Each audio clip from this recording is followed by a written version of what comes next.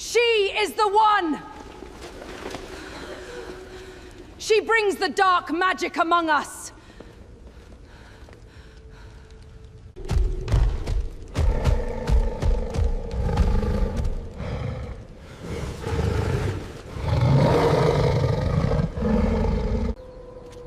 Look at her, one of the herb witches. She dares enter this place? They say her kind deals with demons. There were only 3 times I ever saw an entire throne room go silent. I'm not going to start with any of them.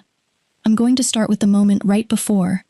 I was on my knees at the foot of the dais, and the king's blood was already past the second knuckle of my hand. I remember the sound the room made. None.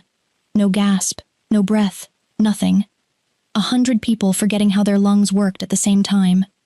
Lucas's eyes were open, barely, fixed on my face like I was the only solid thing left in Ironcrest. "Don't," I said. Not to him, to the physician reaching for my wrist to pull me off. Behind me, I heard Lady Vessa's voice go high and sharp. "She's killing him. Look at her hands." My hands were glowing. And then the king's wolf, enormous, silver, silent until that exact second, rose from the corner of the chamber and put itself between me and every drawn blade in the room, before Lucas could even lift his head. I didn't know, in that moment, whether I had just saved the last Alpha King of Ironcrest, or whether I'd just signed my own execution. Let me go back. Before we continue, a huge thank you to our newest channel members, Miss Kath, Rosette Woodcock, and Ruthie Sowell. Thank you so much for your support. Your membership helps me keep creating more stories for everyone. Welcome to the pack. It started 9 days earlier, with a satchel of herbs, a wooden staff my grandmother carved before she died, and a welcome so cold I could feel it through my cloak. "The new Omega healer," someone said, not bothering to lower their voice, as if another one will make any difference. I was 23, a healer, an Omega, in a palace that believed Omegas existed to obey first and think later, if they were allowed to think at all. Where I grew up, that word meant gentle hands, a soft voice, someone you brought your fevers to. Here it meant last through the door, first forgotten, and never, ever the one anyone expected to have an opinion. I'd made peace with that a long time ago. Peace is cheaper than pride, and I'd learned early I couldn't afford pride. What I couldn't make peace with, not from the first hour, was a king rotting behind a locked door, while 32 healers before me had already tried and failed, and no one would say out loud how many of them hadn't walked back out. Because I could smell it, even through oak, even under the smoke and pine of the great hall, the particular sweetness of a wound that has been fed the wrong kind of care for far too long. My grandmother taught me that smell before she taught me to read. She used to say some wounds heal wrong on purpose, that the body knows things the healer doesn't, and sometimes closing a cut too fast is how you kill the person it belongs to. I didn't understand her then. I was starting to understand her now, standing outside King Lucas's chamber on my 4th night in Ironcrest, while the guard beside the door told me, not unkindly, that I should turn around. 32 before you, he said. Better healers than you'll ever be. Save yourself the trouble. How many of them are still alive? I asked. He didn't answer that, which was an answer. Through the door I could hear it. Not breathing, exactly. Something slower than breathing. Something that sounded less like a man dying, and more like a man holding a door shut with his own body. I thought about the wolf that had been lying outside my quarters every night since I arrived, watching, guarding, never once threatening me the way I'd been warned it would. I thought about the black bird I'd watched drop dead off the palace roof my first morning here, for no reason anyone could name. I thought about my grandmother's voice, telling me that some wounds aren't injuries at all, some wounds are locks, and some people spend their whole lives being the door. I didn't know any of that yet, not really. Not the way I'd know it in 9 days, kneeling in his blood with the whole court holding its breath. I only knew the smell was wrong, and everyone kept telling me not to knock, so I raised my hand, and I knocked anyway. The door didn't open. Not for me, and not for the knock itself. It opened because the man on the other side had been listening to me argue with his healer's mistress for the better part of a minute, and finally decided I'd earned the right to be wrong up close. Except I never got the chance to be wrong. I got dragged backward by 2 guards before my knuckles left the wood a second time. Edda's willow tray clattering to the stone floor, and by sunrise I was sitting on a cold bench in front of the royal council with my wrists bound in rope that smelled like it had held worse people than me. "You refused a direct order," the High Chancellor said. "He didn't ask it. He announced it, the way men announce things they've already decided to be true." "I didn't refuse," I said. "I asked a question. You asked how many healers had died. I asked how many were alive. There's a difference." The captain of the guard, a broad man named Reth, with a scar through one eyebrow and no patience for either omegas or nuance, stepped forward before the Chancellor could answer. "She threatens the king's healing before she's even seen the wound. That's not caution. That's treason with better manners." He turned to the council. "I say we finish this before it costs us another healer. Execution. By morning." A murmur went through the chamber. Agreement, mostly. Nobody in that room owed me anything, and I hadn't given them a reason to want to. Only one voice disagreed. An old man near the back, a servant, by his plain gray coat. Not a noble, which was probably why no one silenced him fast enough, cleared his throat. 32 healers, he said quietly. And she's the first one who asked instead of touched. Might be worth knowing why, before we bury the answer with her. Reth laughed. The Chancellor did not. They sent me to the dungeon instead of the block. I decided not to be grateful yet. While I sat in a cell that smelled of river damp and old iron, Lucas lay 2 floors above me, still unconscious, still burning through whatever strength his body had left. I heard about him the way prisoners hear about everything. Secondhand, through guards who forgot I could listen. He was, by every account, not the king the stories usually warn you about.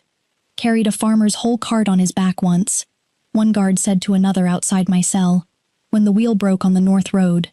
Didn't even take his crown off first. "My sister's boy got the fever 3 winters back," said the second. King rode out himself with the physician, sat with the boy till dawn, never raised his voice at a servant in his life, the first added. Not once, not even the ones who deserved it. A beloved king, a great warrior, a man who'd spent years bleeding for people who barely knew his wound existed. And then the detail that made me sit up against the cold wall. "He's the one who sent for every healer himself," the second guard said. "All 32. Wrote the orders in his own hand, before he got too weak to hold a pen." "Why?" I asked, before I could stop myself. Would a dying man order 32 healers to fail? The guards went quiet. Neither of them had an answer. I did, though I didn't say it yet, not even to myself. Not fully. He hadn't been asking to be saved. He'd been asking someone, anyone, to finally figure out why he couldn't be. Sometime past midnight, I heard something enormous move down the dungeon corridor, and every guard on the level went dead silent. I looked up through the bars in time to see Silver Fur pass the torchlight, the king's wolf, Lucas's own bonded wolf, which by every law of the pack should never have left his unconscious master's side, walked the length of the dungeon and lay down outside my cell like it had been ordered there. It hadn't been, I asked the guard. He looked as unsettled as I felt. Nobody understood why the king's wolf would leave a dying man to guard the woman half the kingdom wanted dead. I didn't understand it either, but I stopped being afraid of the dark corner of my cell after that. With the torchlight and a wolf that apparently intended to stay, I finally noticed what had been carved into the stone behind me. Old marks, worn nearly smooth, running along the base of the wall like veins under skin. Cracks, or things shaped like cracks, deliberate. Cut by hand centuries ago, branching outward from a single point, the way ice spreads across a pond. I'd seen that exact pattern before, beneath Lucas's bed, in the stone itself, spreading from underneath him like something trying to get out. My grandmother never taught me what a seal looked like. She only ever told me that some things aren't meant to be healed, because healing them properly means unleashing whatever they were built to hold back. I pressed my palm flat against the carving and felt something answer. Faint. Old. Waiting. Far above the dungeon, in the palace gardens, the moon tree lost its first silver branch of the season, and no gardener could explain why a tree that had stood untouched for 300 years had chosen tonight to start dying with its king. By morning, the first children in the lower village had woken with fevers no medicine could name. The sickness had found its next door. By the third morning, no one needed me to explain what was happening. The land was doing it for me. I heard it before the guards even bothered to tell me. Boots running past my cell door faster than boots run for anything good. Voices pitched high with the kind of fear that doesn't bother lowering itself for rank. The lower orchards, one guard was saying. All of them. Overnight. Overnight, the other repeated, like the word itself was the impossible part. By the time they dragged me up from the dungeon, not gently, but at least without chains this time, I could smell it before I saw it. Something sweet and wrong. The same rot I'd smelled behind Lucas's door, except now it wasn't behind any door at all. It was everywhere. The orchard trees stood black and bare, 3 days after they'd been heavy with fruit. The milk in the dairy pails had curdled to a color no cow should produce. The river that ran past the palace walls had gone bitter enough that livestock refused to drink from it, and the ones stubborn enough to try were already lying sick in the fields. Worse than the trees, worse than the river. I found Reth himself, the captain who'd wanted my head 3 days earlier, leaning against a stable wall with his hand pressed to his ribs, sweat on his brow though the morning was cool. A warrior built like a mountain, gone pale and unsteady on his own feet. Even the strong ones, someone murmured near me. Even the alphas are losing strength. And in the kennels behind the barracks, a sound I won't forget. A pregnant wolf, one of the pack's own breeding females, howling in a way that had nothing to do with birth, and everything to do with loss. I hadn't wanted to be right. I want that understood. Every part of me that still remembered being a frightened girl standing in a throne room, being called a traitor, would have given anything, in that moment, to have been wrong. The council released me that afternoon, not out of trust, out of desperation, which is a different thing wearing the same coat. Heal him, the chancellor said, and it wasn't a request anymore. It was closer to a prayer. Whatever the cost, the kingdom cannot survive this. No, I said again, and watched something in his face crack a little further. You said you refused to save the kingdom by refusing him, he said. The kingdom is dying anyway. Explain that to me, healer, or I will have no choice left. I'm not refusing to save the kingdom, I said. I'm refusing to kill it faster. He didn't understand. I didn't blame him. I barely understood it myself yet, only that the carvings in my cell wall had been trying to tell me something, and I intended to listen. I spent that afternoon walking the palace grounds with a borrowed horse and a map I drew myself, marking every place the sickness had struck. The orchard, the river bend, the dairy pastures, the kennels, the dungeon itself. By dusk, I stood at the edge of the map I'd made, and I finally saw what my grandmother's lessons had been circling toward my whole life. Every point of the curse, every dead field, every poisoned well, every place the land had gone black and wrong, sat along a single unbroken line, a vast, deliberate shape, centuries old, carved into the earth itself, long before anyone alive had been born. A seal, enormous, ancient, and Iron Crest Palace sat directly at its center, with Lucas's bed at the very heart of it. The curse wasn't inside him. It was underneath all of us. And Lucas wasn't dying from a wound. He was the only thing keeping the lid on. They came for me again at moonrise, this time not to arrest me. He's awake, the servant said, breathless. The same old man from the council chamber who'd spoken for me when no one else would. The king. He's asking for you. I found Lucas propped against pillows that dwarfed him, still pale, still hollowed out in a way 3 days of consciousness hadn't fixed. But his eyes were open, and they found mine the second I stepped through the door, like he'd been waiting specifically for me and no one else. He didn't ask who I was. He didn't ask why the kingdom was dying, or demand I heal him, or curse my name the way I'd braced myself to hear. He asked one question, quiet, almost afraid of his own hope. Did she refuse? The old servant, standing just behind me, answered before I could. Twice, my king. Something moved across Lucas's face I hadn't expected from a man everyone described as untouchable. Relief, raw and unguarded, breaking through exhaustion like light through a crack in stone. He smiled. I hadn't seen him smile before. I don't think, from what I'd heard whispered through the palace halls, that anyone had in a very long time. Then there's still time, he said, mostly to himself. He looked at me again, steadier now, like a man remembering how to hold his own weight. Leave us, he told the room. All of you, except her. The door closed, and for the first time since I'd arrived at Ironcrest, I was alone with the man everyone had ordered me to save. He didn't look dangerous. He looked tired in a way that went deeper than the wound, deeper than 3 years of bleeding. The kind of tired that comes from carrying a secret so long it's worn a groove into you. "Sit," he said, and when I didn't move, he almost smiled again. "Please, I'm not going to bleed on you. Not tonight, anyway." I sat. "You knew," he said. Not a question. Somehow, in one visit, you knew what 32 healers spent years missing. "I suspected," I said. "I didn't know. Not until the dungeon." That got his attention. He shifted against the pillows, wincing at whatever it cost him. "What did you find down there?" "Carvings. Old ones. The same pattern as the cracks under your bed." I hesitated, then decided a king who'd just smiled at his own near execution had earned honesty.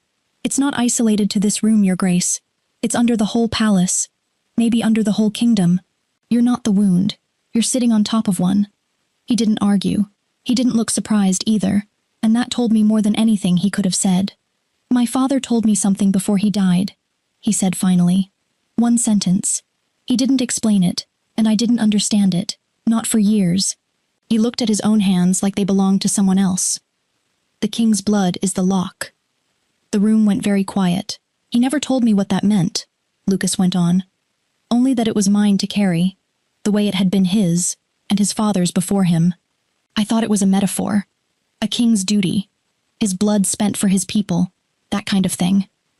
His mouth twisted. Not quite a laugh. "I was 26 when the wound opened on its own. No blade. No battle. Just pain that split me open from the inside on a full moon. I understood the sentence a great deal better after that. You let it stay open," I said slowly. "On purpose. I let it stay open because every time a healer closed it, something in the ground got worse before it got better. Livestock died. Wells went bitter for a season. I told myself it was coincidence. The first 2 times. He met my eyes. By the 5th healer, I stopped telling myself that. So you kept calling for more healers anyway. I kept calling for someone who would ask the question you asked. How many of them are still alive?" His voice roughened. 31 men and women touched this wound believing they were saving their king. I let them believe it, because the alternative was admitting that I'd become a door I couldn't tell anyone how to lock, and a king who can't be healed is a king his own council will quietly replace. He looked away, toward the window, toward the dark shape of the moon tree missing its silver branches. "I have been dying slowly for 3 years, healer. Not from the wound. From being the only person in this castle who understood what would happen if it closed, and having no one to tell. Until now," I said. "Until now. Something passed between us that had nothing to do with wounds or seals or kingdoms. A kind of recognition. 2 people who'd each spent years being the only sane voice in a room and never being believed for it. I didn't have a name for it yet. I wasn't sure I wanted one. I'm not a scholar," I told him. "I'm a healer. If this is older than either of us, older than your family line, I'll need more than herbs to understand it." "Then take whatever you need," Lucas said. "The Royal Archive, the old records." My name. If it opens doors that won't open for a servant. He paused. "I would rather spend what time I have left finding the truth beside someone who believes there is one, than pretending to be saved by people who don't." Not everyone in Ironcrest shared the king's newfound patience. 2 floors below, in a study lined with maps older than the palace itself, Lord Magnus stood over a letter he had no intention of sending through official channels. "The king grows sentimental," he murmured to the empty room. "And sentiment is a slower poison than any wound." He folded the letter once, twice, sealed it with a signet no council clerk would recognize.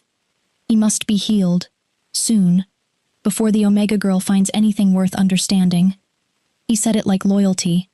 It read, on his face, like something closer to hunger. No one in the palace knew the shape of what Magnus truly served. Buried beneath Ironcrest longer than any crown had stood above it. Magnus barely let himself think the word, even alone, even now. He only knew that the seal had held for centuries, and it could not be allowed to hold much longer. Past midnight, in the dust and candlelight of the Royal Archive, I found a text bound in cracked leather. its title nearly worn from the cover. I traced the letters with one finger until they resolved into words. The Living Seal. I opened it, and the palace went very still around me, as if it, too, had been waiting 300 years for someone to finally ask. We left through the kitchens an hour before dawn, when even a palace of wolves sleeps heavily enough to miss 5 people crossing the scullery yard. 5, if you counted the wolf. Lucas walked with a cane he pretended not to need, one hand always near the wall. Captain Rowan led, torch high, his sword drawn since he flatly refused to enter unmapped tunnels beneath his own king without it. Elias, the old servant who'd spoken for me in the council chamber, and again in the dungeon corridor, moved slower than the rest of us, but somehow never fell behind. He'd lived in Ironcrest longer than anyone, and it was Elias, not the royal archivists, who'd known where the old entrance lay, hidden behind a collapsed wine cellar no one had used in a generation. My grandfather sealed this door, Elias said, running his hand along stone that hadn't seen torchlight in decades. Told my father never to open it. My father told me the same. He glanced back at me. Never said why. Just that some doors are kept shut out of respect, not fear. Which is it tonight? Rowan asked. Elias didn't answer. He just pushed the door open. The catacombs went down further than the palace's foundations had any right to reach. Stone corridors giving way to something older. Walls not built but grown. Veined with the same black cracking I'd traced above ground. Thicker here, pulsing faintly in the torchlight like something breathing under the skin of the world. The wolf walked ahead of us the entire way, silent, hackles raised, never once needing direction. We found the chamber at the very bottom. A circular room, its ceiling lost to darkness, its floor carved with the same pattern I'd seen scratched into my dungeon wall, except here, whole, unbroken, a full seal the size of a throne room, radiating outward from a single stone at its center like a wheel with 1,000 spokes. Lucas stopped walking the moment he saw it. I don't think he could help it. This is what my blood feeds, he said quietly. I knelt at the center stone and found words carved into it, old enough that the language had shifted twice since anyone last wrote in it. But I'd spent that afternoon in the archive learning to read exactly this, and slowly, the shapes gave up their meaning. The first Alpha King, I read aloud, bound the shadow beast beneath the mountain his people would come to call home. Not as a cage built by conquest. I looked up at Lucas. As a promise. A sacrifice. Freely made. To purchase peace for everyone who would live above it. A promise, Rowan repeated, like the word tasted wrong in his mouth. Passed down like a crown. Every heir inherited the wound, I went on, tracing the next line. Not as punishment for anything the bloodline did, as the price of what the first king chose to give. I paused on the final line, reading it twice before I trusted it. The seal holds only while the ritual is renewed. The ritual is lost. Nobody spoke for a moment. Even the wolf had gone still, ears back, watching the center stone like it expected it to move. How long has it been broken? Lucas asked. Long enough, I said. But the seal's been thinning for years before your wound ever opened. You didn't cause this, Lucas. You inherited a lock with a key nobody living remembers how to turn. He let out a breath that sounded like it had been held for 3 years. We didn't notice the missing pages until Elias, methodical even in a crumbling ruin, went to gather the loose scrolls stacked against the chamber wall. Records older than the ones in the royal archive. Records no one but the first alphas had ever been meant to read. 6 pages gone, he said, holding up a scroll torn clean at the edge. Fresh tear, no dust in the wound of it.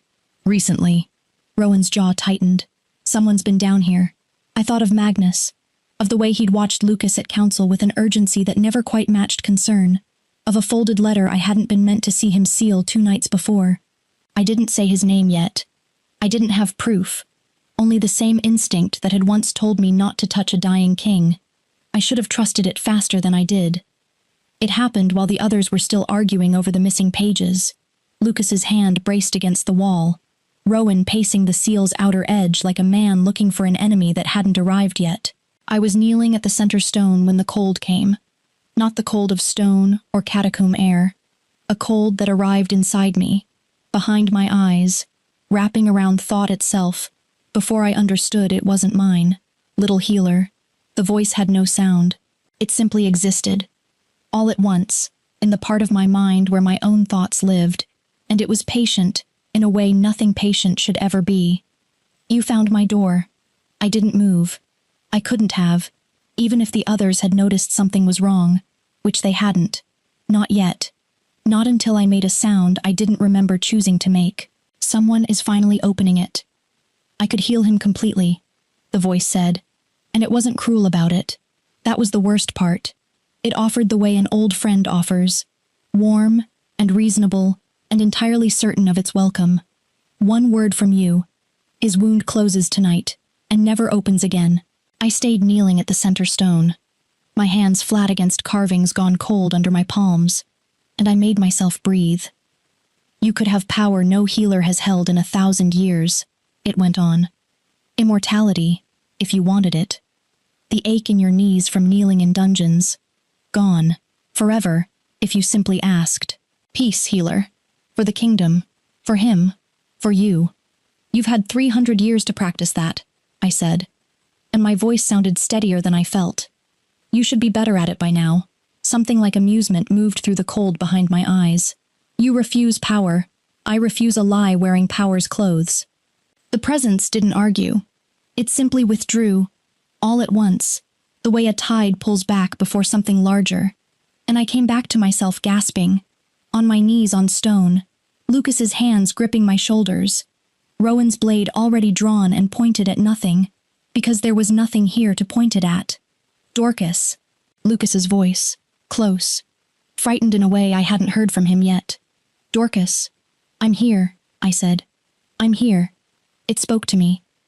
It took the rest of that night, and every scroll Elias could carry, before I understood what it had actually offered me, and what it had carefully failed to mention. The first ritual bound one soul, I told them. The fragments spread across the archive table by lamplight, Lucas seated because standing had become a favor his body wasn't granting freely anymore. But the seal has been failing for a generation, not because your bloodline weakened, Lucas, because a single soul was never meant to hold it forever. The original working required 2. Rowan frowned. 2 what? 2 souls, willingly bound. I found the line again, read it slower this time, wanting to be certain before I said it aloud. King and Luna, not one heir carrying the weight alone. A pair, meant to renew the seal together, the way the first Alpha King bound himself alongside his mate. Somewhere in 300 years, that half of the ritual was lost, or forgotten, or simply died out with no one left to fill it. The room went quiet enough that I heard the torch gutter. Lucas understood before I finished the sentence.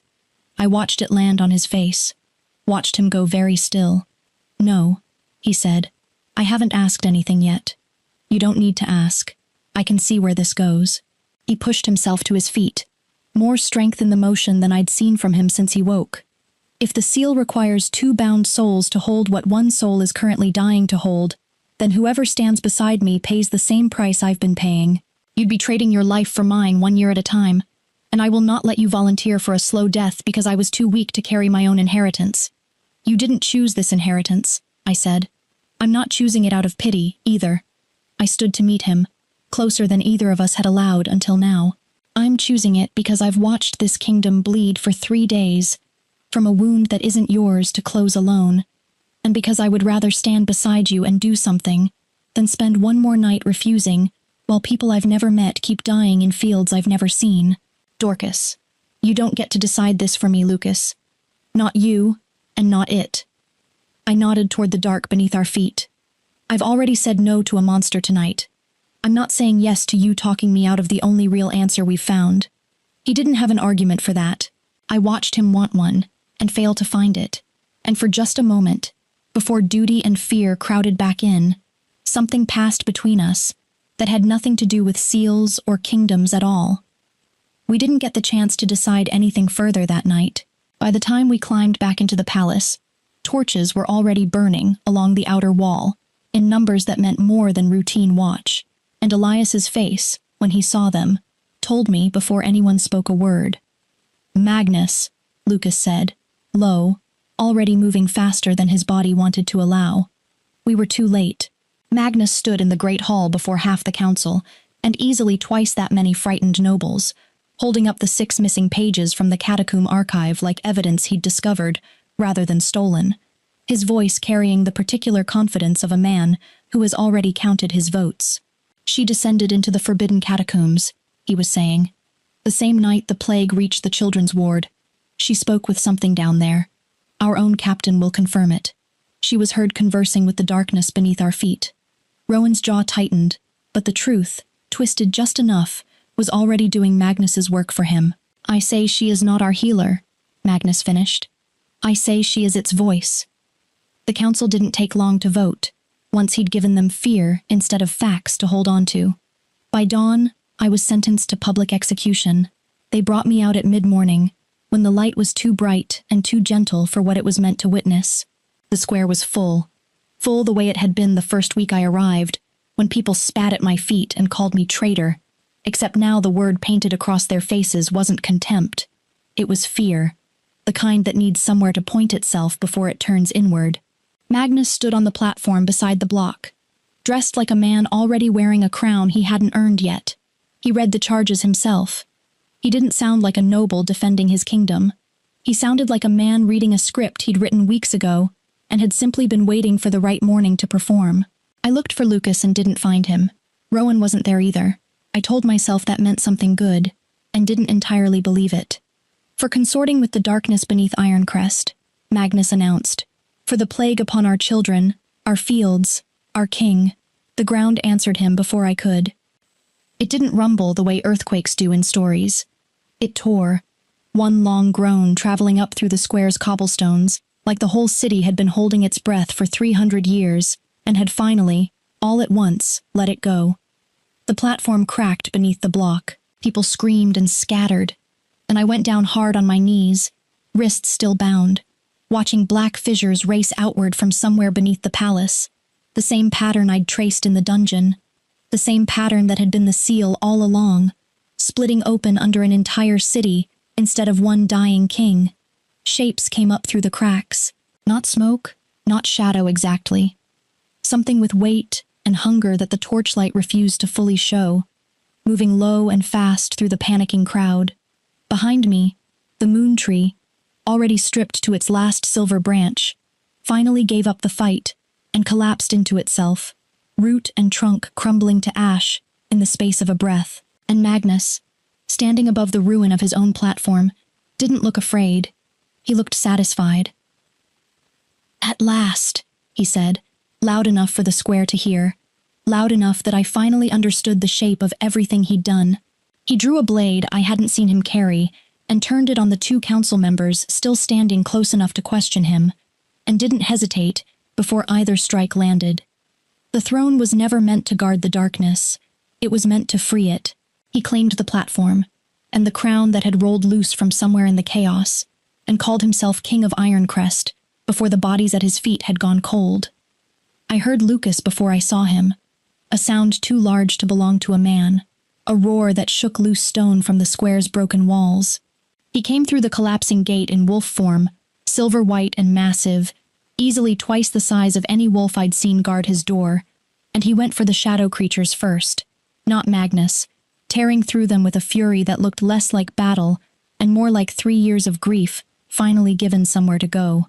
Rowan fought beside him, sword flashing, shouting orders that half the guard was too terrified to follow, and the other half followed anyway, because following was easier than thinking. I could have run. The bindings on my wrists had snapped loose in the first collapse, and the square's chaos would have hidden me easily enough. Instead, I found a child, maybe 6 years old, pinned beneath a fallen market stall 2 rows from the platform, screaming for a mother who wasn't close enough to hear her. I went to her instead of the gate. I pulled her free as one of the shadow things lunged close enough that I felt the cold of it against my back. And I didn't have a weapon, didn't have anything except my own body between the creature and a child I'd never met, until Rowan's blade came down through it from behind, and it dissolved into smoke and silence.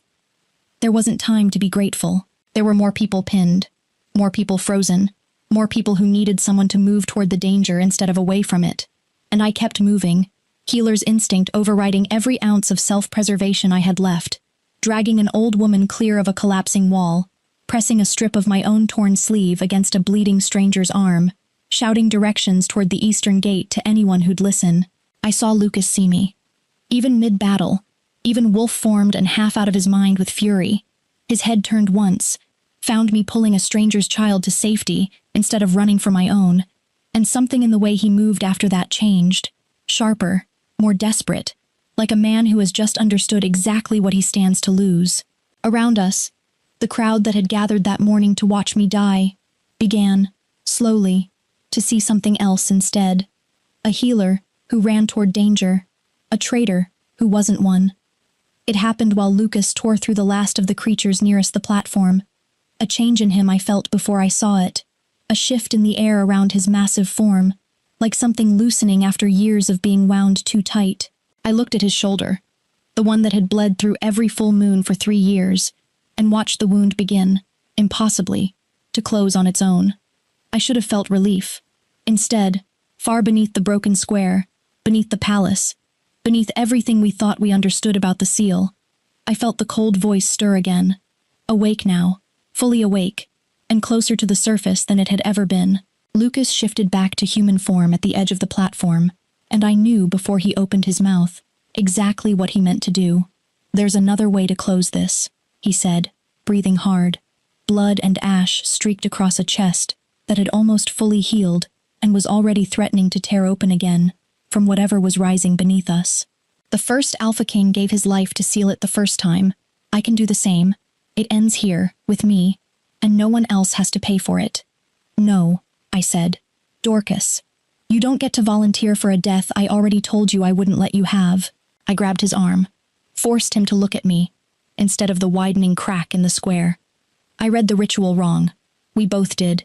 It doesn't call for a sacrifice. The text said 2 souls bound. It said willing. I thought that meant willing to die." My grandmother's voice was in my head now, clearer than it had been in years, the lesson she'd tried to teach me before I was old enough to understand it. She used to tell me love holds things together that fear only barricades. I thought it was a saying for grieving families. It wasn't. It was the ritual itself. I held his eyes. It never needed a sacrifice, Lucas. It needed 2 people who chose each other, freely, without needing to be asked twice. Something in his face broke open, the way stone breaks when it's finally given permission. "Then choose me," he said, "now, before there's no seal left to save." "I already have," I said.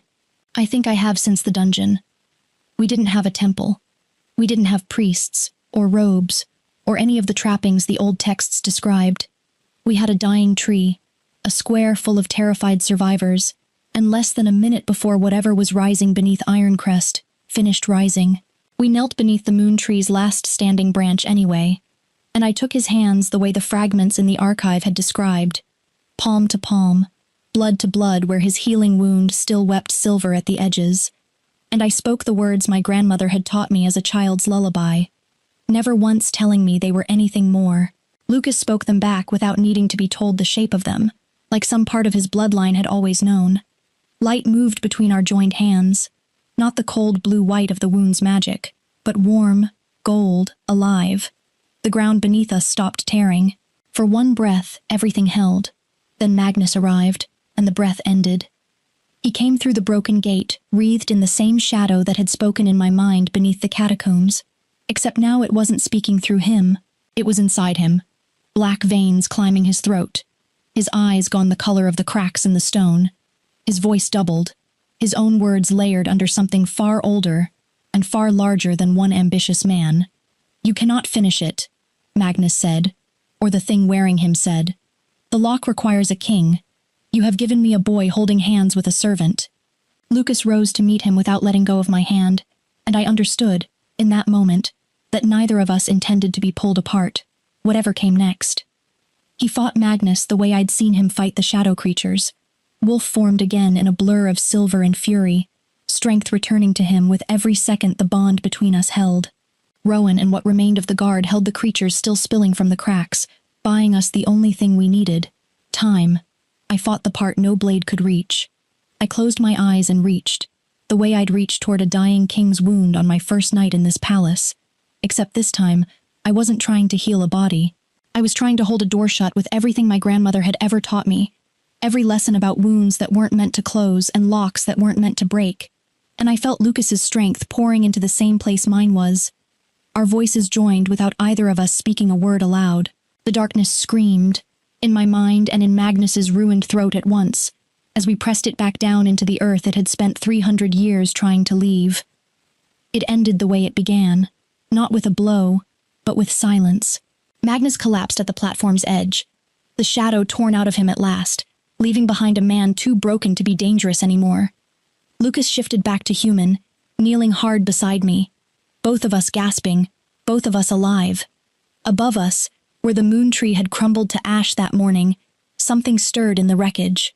A single silver shoot pushed up through the ruined roots, unfurling as we watched, and within minutes the tree stood whole again, fuller than it had been in living memory, every branch heavy with new leaves that caught the light like captured moonlight.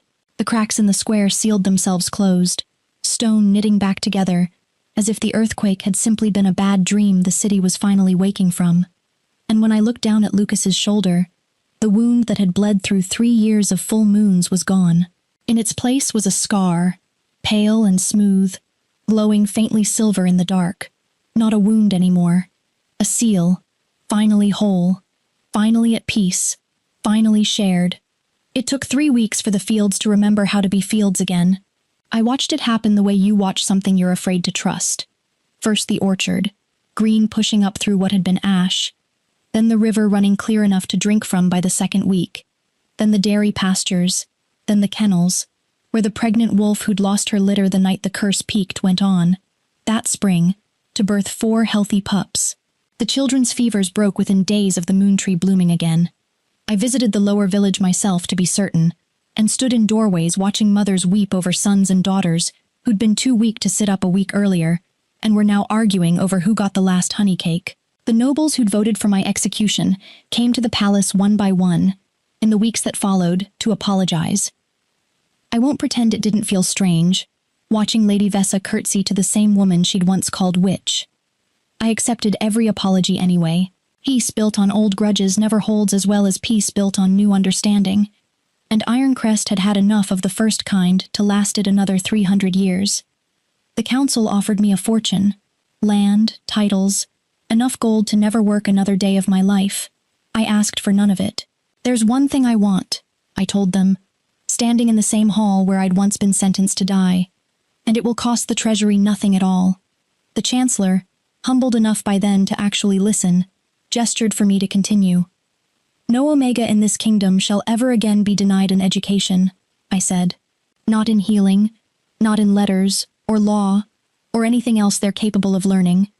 I was called worthless in this hall once, by people who never once wondered what I might have understood if anyone had bothered to teach me sooner. That ends today. Lucas, seated at the head of the council, didn't hesitate. Granted, he said, before a single noble could object. Effective immediately, and written into law by morning. Nobody argued. Nobody dared to. And for the first time since I'd arrived at Ironcrest, I watched the council look at an Omega and see someone worth listening to, instead of someone worth managing. We mated beneath the moon tree on the next full moon, exactly where we'd knelt to bind the seal, exactly where the tree had bloomed itself whole again out of ash. There was no political ceremony to it, no arranged alliance dressed up in a crown. The nobles who'd once demanded my death stood at the edges of the grove and watched their king choose a servant, an Omega, a woman who'd said no to him twice before she ever said yes, and understood, finally, that I hadn't become his Luna through any bloodline or bargain. I'd become his Luna because when the kingdom was dying, I was the one who refused to let it die easy. Lucas told me, that night, that his father's ghost would have approved of exactly nothing about how any of it happened, and then admitted, quietly, that he thought his father would have loved me anyway. I believed him. Months later, in a stone building I'd chosen myself, the old dungeon level, cleared out and reborn, because I liked the idea of turning the place that once caged me into somewhere no one would ever be caged again. I opened the doors of Ironcrest's first Moon Healer Academy. We taught more than herbs and bandages. We taught what my grandmother had spent her whole life trying to teach me before I was ready to hear it. That a wound isn't always an injury, and healing isn't always the kindest thing you can offer someone. One afternoon, a new apprentice, younger than I'd been, barely 16, an Omega girl from a village not unlike the one I'd left behind, found me alone in the archive, twisting her hands the way I remembered twisting mine outside a king's chamber door. "What if everyone tells me to save the wrong person?" she asked. "What if I'm the only one who sees it, and no one believes me?" I smiled, and set down the scroll I'd been reading, and thought of a satchel of herbs and a wooden staff, and a throne room gone completely silent. "My grandmother once told me something," I said. "Some wounds are meant to heal. Others exist to protect the world, and healing them too quickly is its own kind of harm." I took the girl's hands, the way I wished someone had taken mine, once. "So before you heal anyone, ask what the wound is trying to say, not what everyone around you is afraid it means. What it is." She nodded, slowly, like the words were settling somewhere they'd stay. I walked her out into the courtyard afterward, where the moon tree stood taller than it ever had, every branch heavy with silver leaves that caught the light like something alive. Lucas was waiting beneath it, the scar on his shoulder glowing faint and silver in the afternoon sun. Not a wound anymore, not a lock straining under the weight of one man's blood, but a seal two people had chosen, together, to carry. He held out his hand as I approached, and I took it, and the leaves above us shivered in a wind that smelled, for the first time in 3 years, only of spring. If you enjoyed the story, let me know in the comments. Your voice decides what I write next. Don't forget to subscribe if you want more moonlit love stories like this one.